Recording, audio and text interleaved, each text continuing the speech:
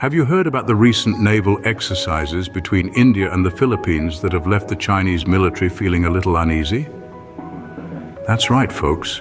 The waters are churning in the South China Sea, and it's not just because of the monsoon season. In a recent development, the navies of India and the Philippines decided to hold joint naval exercises in the disputed South China Sea, a move that has undoubtedly ruffled some feathers in Beijing. This isn't just a simple case of maritime muscle flexing. The implications run deeper and wider.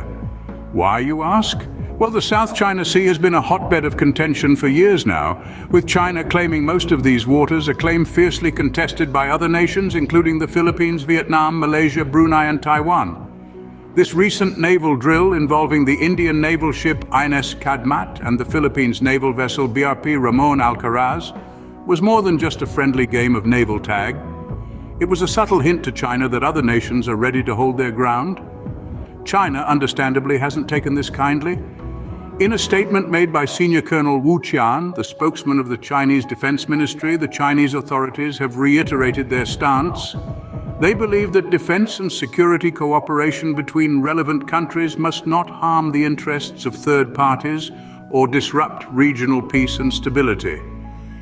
In simpler terms, China believes that this naval exercise between India and the Philippines is an unwelcome intrusion and could potentially disrupt the delicate equilibrium in the region. They've made it clear that they're not afraid to maintain a high degree of vigilance and take necessary measures to resolutely safeguard their national sovereignty, security, and maritime rights and interests.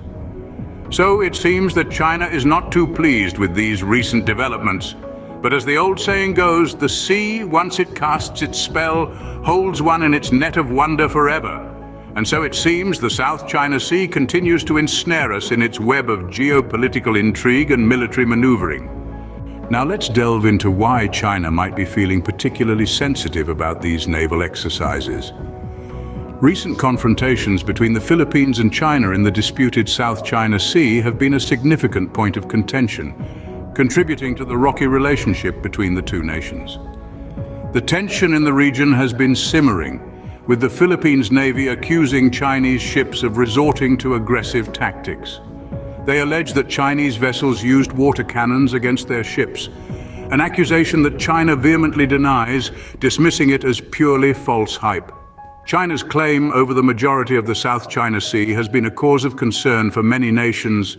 This massive body of water is a hotbed of controversy, with several countries, including the Philippines, Vietnam, Malaysia, Brunei, and Taiwan, asserting their own territorial rights over the area. These counterclaims have led to a tense standoff, with each country firmly holding its ground. But the heart of the issue lies not just in the disputed territory.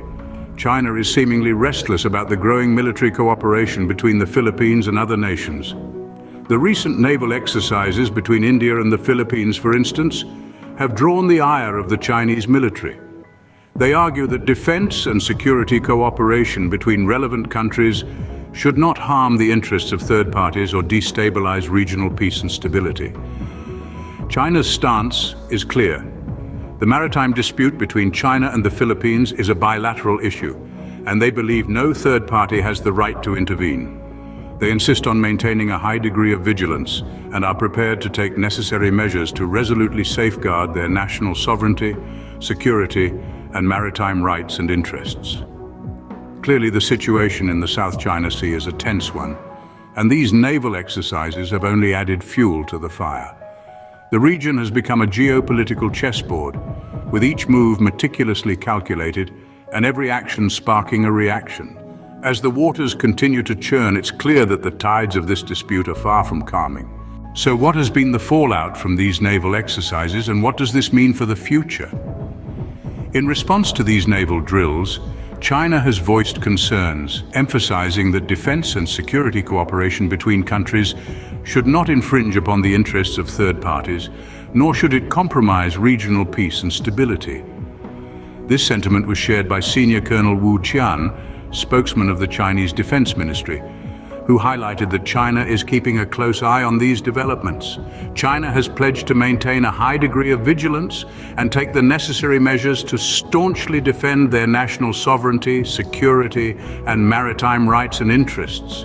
This is a clear signal that they are not taking these actions lightly and are prepared to respond to protect their interests. But the story doesn't end with the naval exercise itself. China has also made accusations against the United States for allegedly instigating the Philippines to provoke China.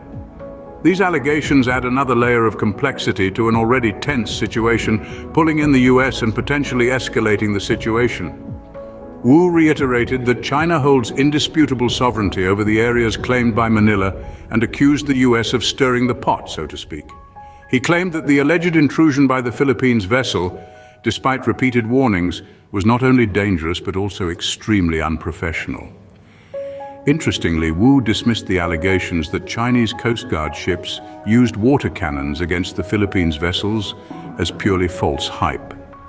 He argued that the enforcement measures taken by the China Coast Guard were necessary, justified, and legitimate.